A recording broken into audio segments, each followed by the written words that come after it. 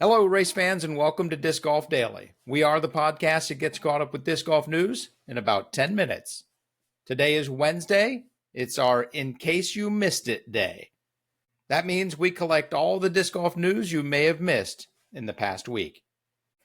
Our first news story, good and bad signs from the DGPT. Long-term good sign, in addition to One Shot continuing their partnership with the DGPT, which we discussed a couple weeks ago, now Barbasol is back as the presenting partner of the Tour Championship. This is a great sign that they saw value in the Pro Tour and that us disc golfers know how to support a brand that supports us. And for those of you not in the know, shaving cream is often used when dyeing discs, so Barbasol is a pretty good fit for us, even if some of us don't shave that often. Long-term bad sign, the Pro Tour quietly cut Tournament Central to a smaller part of the broadcast due to layoffs, which we presume were cost-cutting measures. While it is sad that the financial goals of the season are potentially not being hit, it is an overall good sign that fiscal responsibility is alive and well, and there's a great foundation for Tournament Central when it eventually comes back. Maybe this is the type of thing the DGPT could outsource as part of a partnership package. Just a thought. But my 2 cents has it coming back in the future, bigger and better. Staying with the DGPT, next year is season 10. The time really does fly. They've got some cool branding to celebrate the decade of the Pro Tour. Look for the 2025 schedule and some early cool ticketing opportunities to be announced soon. Thank you so much for watching. Please like, subscribe, comment, and share. It really does help us grow.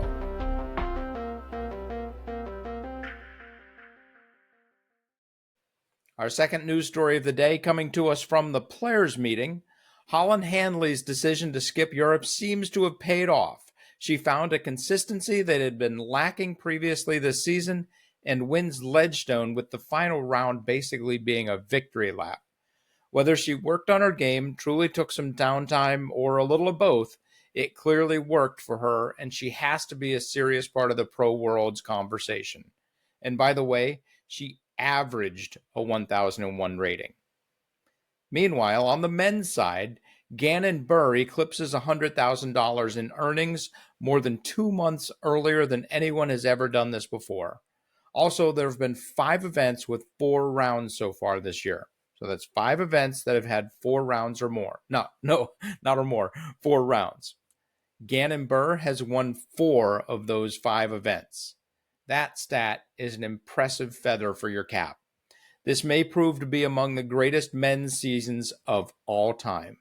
As Gannon himself says, obviously, my goal is to be the greatest of all time, and that is very hard to accomplish. He also had a great take on his caddy. Thanks to my caddy, he really is the best. He knows my game so well and always does a good job speaking up if he sees something that I don't. This is an interesting take from Gannon about caddies. It's fun seeing that caddies are going to become a more and more important part of the game as we go forward. Still from the players' meeting, Ledgestone manages to have over 2,400 players, over $600,000 in donations to charity, and a $144,000 pro payout. Wow. Well done, Nate Heinold.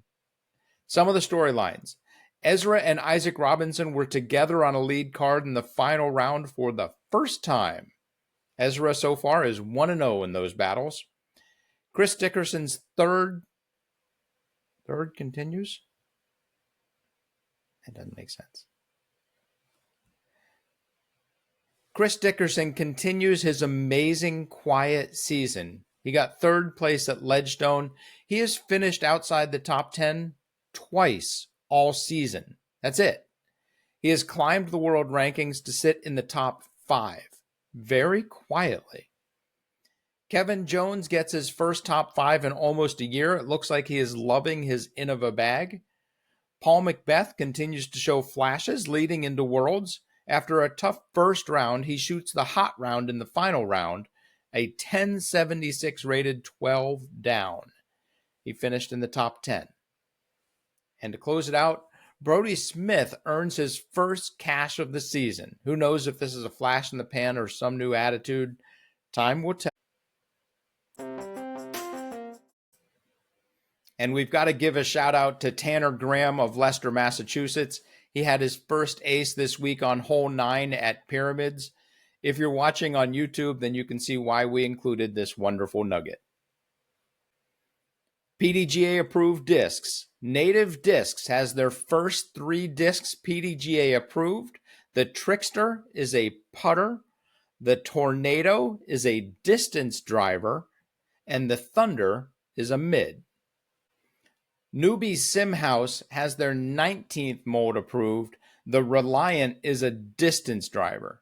It appears that all of their discs are 3D printed and not injection molded. This is why they are able to create so many different disc types so quickly. And now for my favorite part of our Wednesday podcast, the top 3 non-disc golf media stories of the week.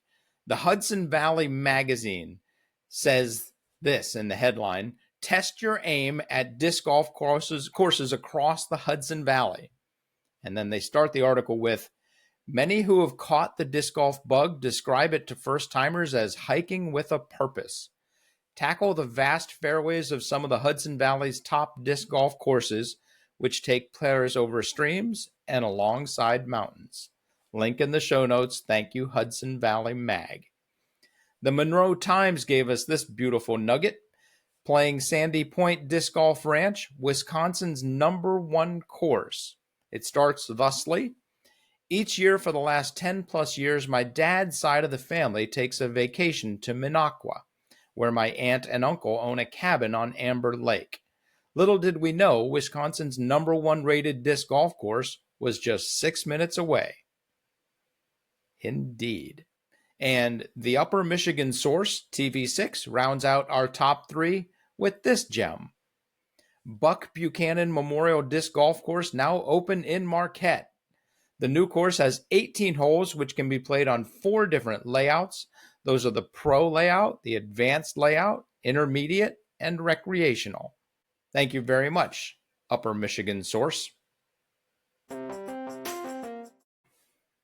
It is time to take the annual Disc Golf Fandom Survey. This is Ultiworld's 3rd annual iteration of this survey, and it never fails to entertain for several months when they drip the results. Link in the show notes to go fill it out and let your voice be a part of this conversation. And we will close with Green Splatter's take on why disc golf is so addictive. And I think Lucas is onto something here, as opposed to on something, you could say. From the article, do you know what an addiction is? I'm no psychiatrist, but here's what I found online. It's repetitive, it's compulsive, it's rewarding.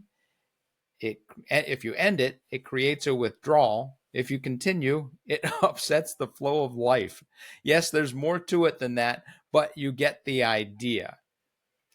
Yes, we get that hit of dopamine after a great shot or a good round, but disc golf is much more than that and is much more addictive than that.